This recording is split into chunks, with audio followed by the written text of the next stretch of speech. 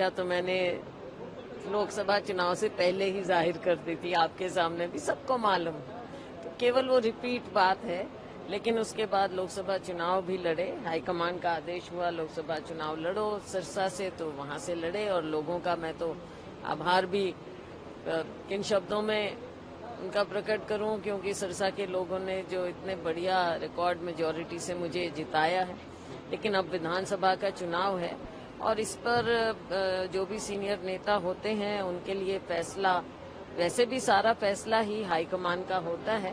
तो हमारे लिए जो भी आगे आदेश होगा, मैंने हमेशा कहा कि मेरी इच्छा है, लेकिन फाइनल फैसला हाईकमान का होगा। फाइनल ठप्पा हमेशा आला कमान का। कांग्रेस के सच्चे सिपाही होने के नाते हम आपको कह सकते हैं, और इतिहास बताता है कि हमेशा मुख्यमंत्री वो बनता है जिस पर आला कमान का ठप्पा लगता है।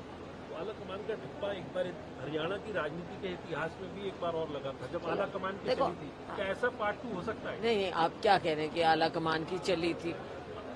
आला कमान का ही फैसला है, चलने की बात नहीं है इसमें।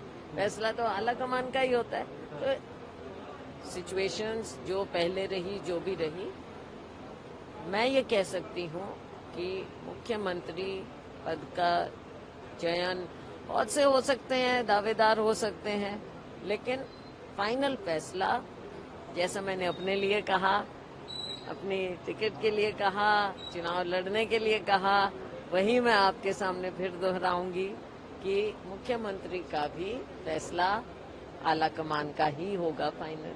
सब पे लागू होता है आला कमान? अब भाई हम पार्टी के सिपाही हैं, सब पे लागू होगा, किस पे नहीं होगा। सूरत हाल ये है कि लोगों को भी नजर भी आ रहा है और लोगों की इच्छा भी है कि कांग्रेस की सरकार बने।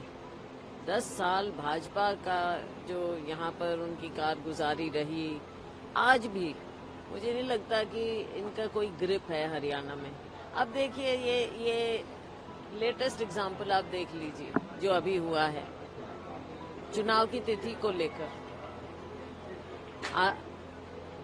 सेंट्रल इलेक्शन कमीशन कुछ कह रहा है, बंद करो। सेंट्रल इलेक्शन कमीशन की डेट वो तय कर रहे हैं, हरियाणा गवर्नमेंट को कुछ उसका आभास भी नहीं है।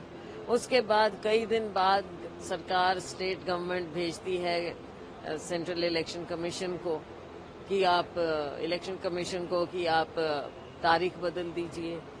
अब ये जिस तरह से दिख रहा है, आपको लगता नहीं है कि सरकार नाम की कोई चीज ही नहीं है, उनको कुछ मालूम ही नहीं है?